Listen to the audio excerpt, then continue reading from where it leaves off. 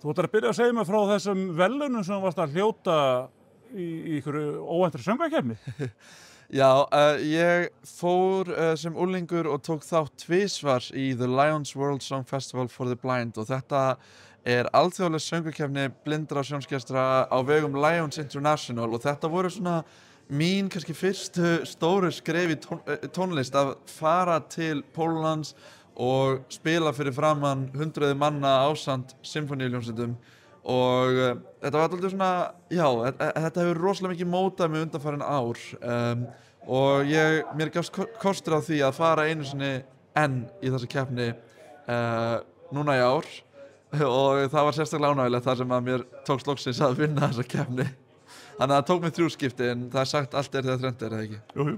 Hvernig var þetta? Var þetta svona bara óvænt og skemmtilegt? Þetta var alveg planað með einhverja mánuða fyrirvara sko.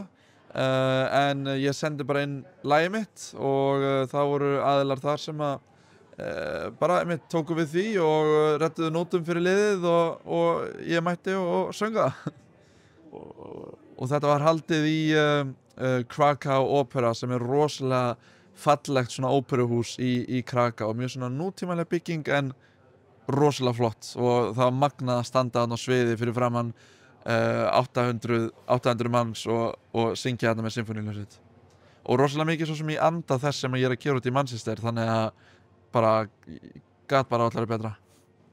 Talandi Manchester, þú ert nú bara komið með hálfa Manchester með þér til Keflavíkur núna. Heldur betur. Og það stendur mikið til. Það stendur mikið til. Sem sagt, fyrr í ár tók ég upp plötu á svona symfóníuhljómsveit út í Manchester og mér langaði til þess að gera eitthvað meira og þess vegna lagðist ég bara í þá vinnu að skipuleggja 3 tónleika, annars vegar tónleika í Manchester og síðan 2 tónleika hérna heima á Íslandi ásamt The Royal Northern College of Music Session Orchestra sem eru 30 stórkostlegir hljóðfæraleikarar úr háskólanum hjá mér og þetta allt bara hljóðfæraleikarar sem eru að spila með hljómsveitum að borð við BBC Philharmonic, Manchester Camerata, Royal Liverpool Orchestra þannig að þetta bara upprennandi stórstjörnur ensku symfóníueilítunnar og mér langaði bara að gera eitthvað skemmtilegt og skipuleggja þetta þannig að hingað eru komin eftir margra mánaða skipulagningu, þetta ekki búið að auðvelt. Já, segðu mér svolítið frá vinnunni á bakvið þetta. Ég þarf náttúrulega að sjá til þess að allir komist með flugi, þannig að við rædduðum flugi í sumar og síðan fekk ég post í september að fluginu var aflýst, þannig ég þurfti að rædda 9 flugi í október. Ég þarf að sjá til þess að allir náttúrulega hafi þak yfir höfuðið, sæng og kotta og alls konar. Allir fái mat meðan þeir eru hérna, það sé ykkur afþreying og auðvitað náttúrulega bara líka sýningin sjálf verði á heimsmæli kvarða og það þarf að skrifa nótur fyrir allt fólkið og það var nú mjög fyndið. Ég heyrði í einum vinum mínum í London núna í byrjun október og segja, við erum með tónleika í nóvember, getur hérna að redda nótum hérna fyrir sjóið, hérna 2 tíma prógram og hann leikur við, fekk bara aðsvif sko og sagði bara, þú hefur átt að heyra í mér í janúar þannig að við settum á stað teymi, 5 manna teymi að skrifa nótur fyrir tónleikana þannig að það eru óvandarlega ótælanlegir hlutir sem að þurfa að líta í við skipulagningu á svona viðburði. Og samfélagið þitt hérna heima í Reykjanesbæ, það hefur heldur betur tekið vel á móti ykkur. Það svo merkilegt eftir að ég búin að búa erlendis í 2 ár að sjá hvað íslenskt samfélag sérstakt og ég upplifa það svo svakalega sterkt hvað samfélagið hér í Reykjanesbæ tilbúið til þess að vera þáttakendur í þessu verkefni með okkur. Fjöldi fyrirtækja hefur stutt okkur og þetta verkefni með því að gefa okkur afslátt á þjónustu, leyfa fólki að gista hér eða þar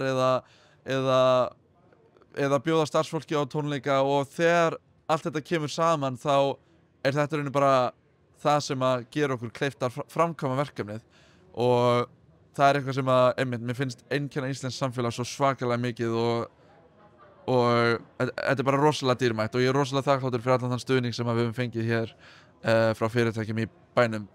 Hverju má fólk svo eiga von á þessum tónleikum? Fólk má eiga von á svakalegu sjói. Aftur, þetta eru rosalega færi hljóðfæraleikarar.